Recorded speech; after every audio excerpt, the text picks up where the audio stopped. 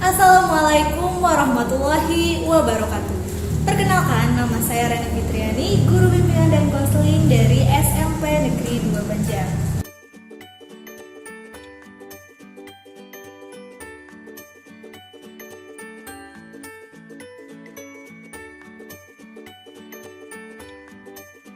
Kebijakan pendidikan pada masa pandemi COVID-19 telah menempatkan kesehatan dan keselamatan peserta didik, pendidik, tenaga kependidikan, masyarakat, dan keluarga sebagai prioritas utama.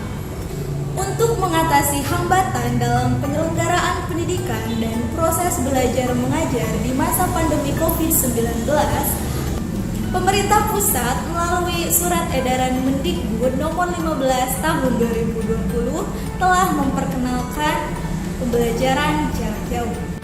Pelaksanaan pembelajaran jarak jauh selama hampir 1,5 tahun membawa kebiasaan belajar yang baru bagi peserta didik. Selama pembelajaran jarak jauh, peserta didik melakukan berbagai kegiatan di rumah, mulai dari belajar, mengerjakan ujian, bermain, dan melakukan hobi. Kegiatan belajar peserta didik pada pembelajaran jarak jauh di SMP Negeri 2 Banjar menggunakan berbagai aplikasi seperti WhatsApp Group, YouTube, Zoom, Google Meet, Google Classroom, Edmodo, dan Google Form. Pembelajaran jarak jauh mempengaruhi fokus belajar peserta didik.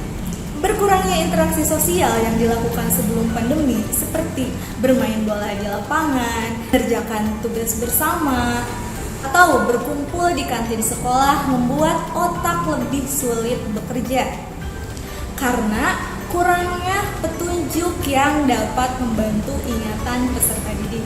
Apabila peserta didik melakukan aktivitas di luar, hal yang terjadi di sekolah dapat menjadi penanda kegiatan di hari itu. Namun, apabila peserta didik belajar di depan layar setiap harinya, semua kegiatan belajar akan terasa sama. Tidak banyak penanda yang dapat membedakan antara satu kejadian dengan kejadian yang lainnya. Pada hari Selasa, 3 Agustus 2021, saya melaksanakan layanan bimbingan dan konseling secara klasikal melalui Google Classroom. Di akhir kegiatan layanan, saya memberikan kesempatan kepada peserta didik untuk menentukan tema atau materi yang ingin dibahas. Jawaban beberapa peserta didik pada komentar Google Classroom adalah ingin guru BK membahas materi cara agar fokus belajar. Hal ini menunjukkan bahwa selama pembelajaran jarak jauh, peserta didik kesulitan untuk fokus belajar. Fokus utama pembelajaran tatap muka terbatas pada awalnya adalah membiasakan kembali sekolah setelah sebelumnya peserta didik terbiasa dengan model pembelajaran jarak jauh yang santai dan fleksibel. Saat ini, peserta didik harus mulai kembali beradaptasi dengan kebiasaan sekolah tatap muka seperti berseragam rapi, disiplin waktu, sarapan sebelum berangkat sekolah, serta mampu menyesuaikan kembali dengan suasana belajar di kelas. Sangat terlihat pada saat awal PTMT dilaksanakan, peserta didik menunjukkan ketidakfokusan dalam belajar.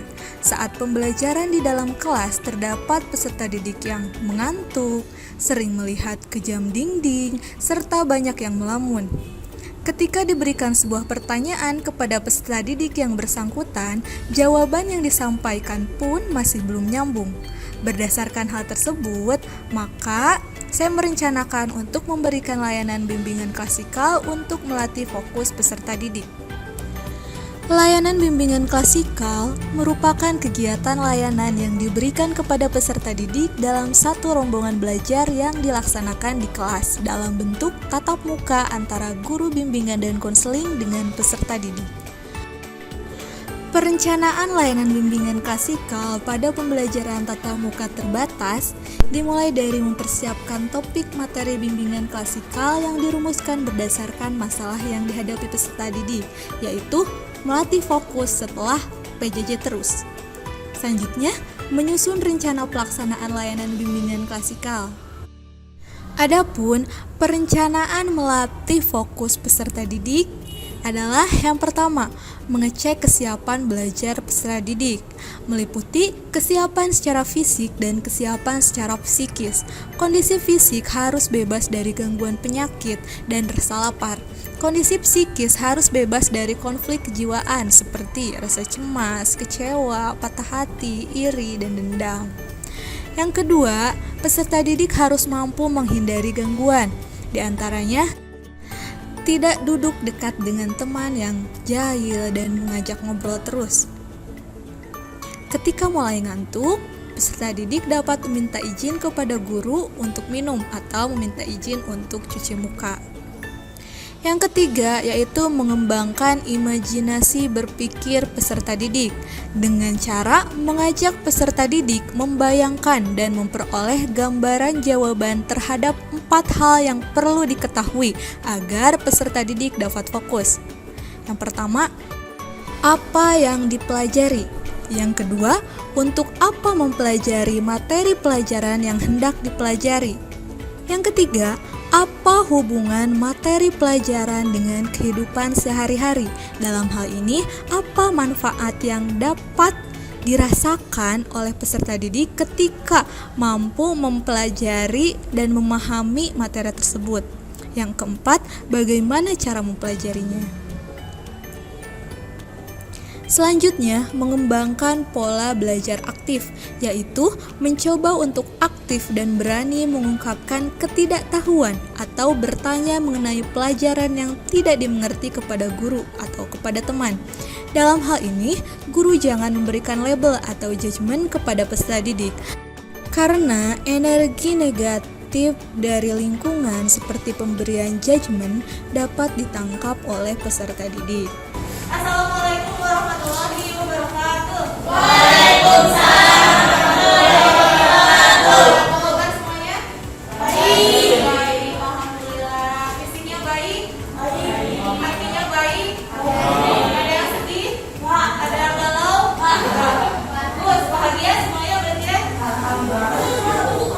Kenapa aku lagi galau? Diputusin sama saya? Kayaknya sama siapa? Mas apa? Maaf, Bu.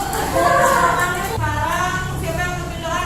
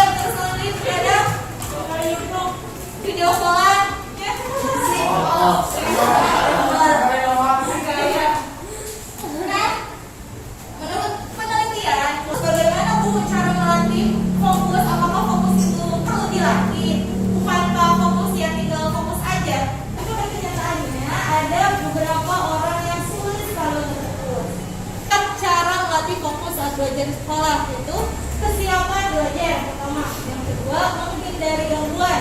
Yang ketiga, mengembangkan imajinasi berpikir. Yang keempat, mengembangkan pola pembelajaran aktif. Kemampuan belajar.